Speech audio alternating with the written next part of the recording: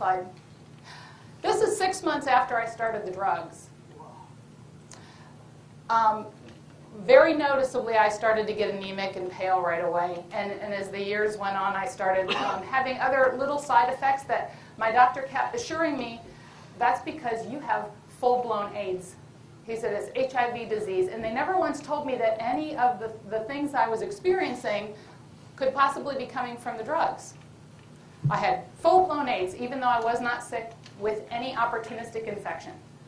So I took the drugs, and I spoke with the local speakers bureau to all the colleges and the high schools and the juvenile detention centers, and I parroted out every single thing they ever told me to without question.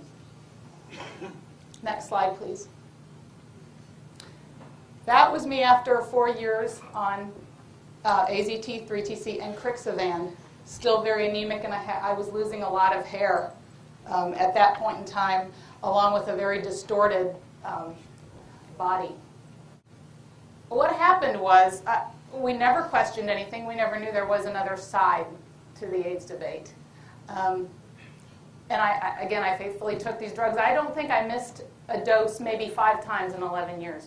After about 4 or 5 years into it, my doctor wanted to stop the Crixivan. He said it's doing damage to your liver. So we stopped that, and they put me on Sestiva, along with the AZT and the 3TC. And I took the Sestiva up until April of 2007. My husband happened to be on the internet one night. I was out of town with my son. And he was looking for something that a friend had sent him. He was just Googling, searching for something that had nothing at all to do with HIV or AIDS. And all of a sudden, what pops up on the screen was Robin Scoville's video, The Other Side of AIDS. And this caught his attention right away because we didn't know there was another side to it. And he started watching the video, and then he looked longer, and he started researching more. And the next morning, he says to me, I found some things last night I think you ought to take a look at. And I said, okay. And I watched one video, I watched another video. I started reading. I found so many links, and I literally couldn't believe what I was seeing. And there were so many emotions as well. How did we not think to search any of this out for 11 years? It's a well-orchestrated campaign, I'll tell you that. The censorship is incredible. Anyway, April of 2007, I spent hours and hours and hours and read hundreds and thousands of pages of papers. I read everybody's book. A lot of you I've been in contact with, and you've helped me along that journey, answered questions for me. And at that point, I decided that I probably didn't have a whole lot longer to live. Next slide. That was what I looked like at the time I stopped the drugs, and I was going through a detoxification of them, which was very difficult in and of itself. I stopped everything cold turkey in April of 2007, and everything went downhill. I felt good for about 1 week, and then it seemed like everything was shutting down. I no longer could eat. I was having a hard time even drinking. I couldn't walk. Everything on me hurt. I couldn't sleep. And it was kind of like Groundhog Day. I would get up every day and sit on the couch and stare out the window. And every day was the same. And it just seemed like everything in my system was shutting down, and I didn't know why. And we didn't know what was happening. But I worked through that. We had a lot of support at the time. And by August, it must have been about 3.5, 4 months later, August of 2007, I finally started to kind of regain my body and my life back and slowly start coming out of this. I went back to my doctor, my HIV doctor. He did not know what I had done at the time. And so now I've been off the drugs about 4 months. I go back in, and how they did that was they would always draw my blood a week ahead of time, and then I would go back in for a visit with him. So I did this, and in my mind it was kind of a one last time thing. I'd always had a good relationship with him and his nurse, and I thought I'm going to go in and tell them what I've done, and thinking they were going to support me in my decision. My nurse calls me on the phone, and she's in a panic, and she says, "Karri, I think there's something wrong with your blood work. Are you coming in to see the doctor?" And I said, "Yeah." she says, well, either the lab has made a mistake or have you quit your drugs? And I was the model patient. And I said, well, you know, Nancy, actually I did. I stopped my drugs about 4 months ago.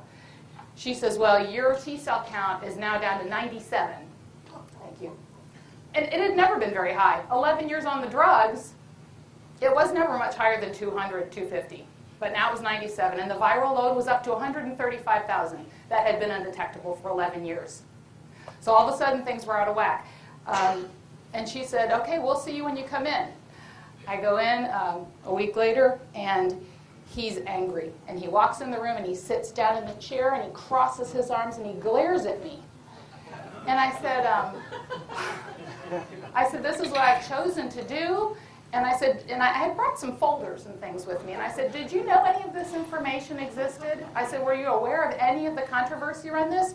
And he kicked back in that chair, and he looked at me, and he said, nope. And I said, well, would you like to see any of this? Do you want me to tell you why I've chosen to do this? And he said, nope. And then he looked at me and he said, you have done a very stupid thing and you'll be dead very soon. So, since then, I said, that's funny because I'm feeling pretty good right now. That was my response to him.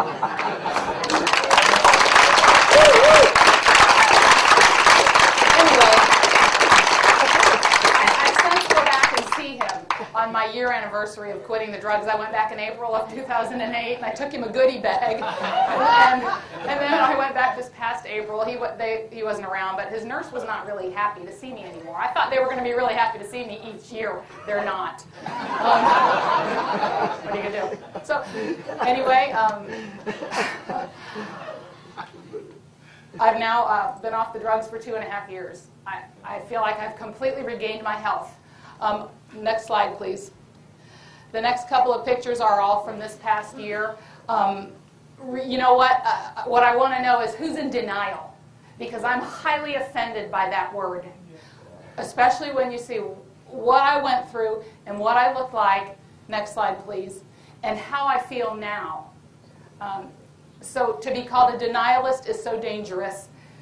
Yeah, that's another word they call me, dangerous. My husband and I, our ways of activism are doing Rethinking AIDS booths at some of our local fairs and festivals, Earth Day Festival and things. And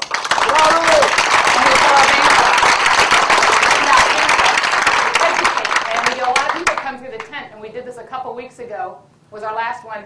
We had 100 people or so through the tent. Everybody was fantastic, except for one gal, young gal. She comes in and she said, oh, I'm an HIV tester. And I said, I'm sorry to hear that. And she looked at me, and then she started looking around. I think she thought we were like a mainstream ape.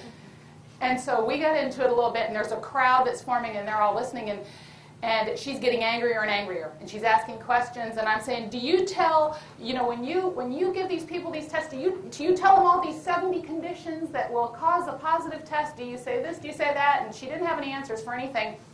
But what she finally said to me before she walked out of the tent in exasperation is, you know what? She said, this hibernates for 40 to 50 years, and it's eventually going to get you. So I will be so proud to die of AIDS at 93. And then she said, you're dangerous, and she walked out. There's a whole lot of people more dangerous than I am, but they're not pleased that I'm speaking out about this. And not only am I not in denial, next slide please, but my husband and I were robbed of a normal, healthy life and a normal, healthy marriage. We did not have sex but maybe a handful of times in 11 years.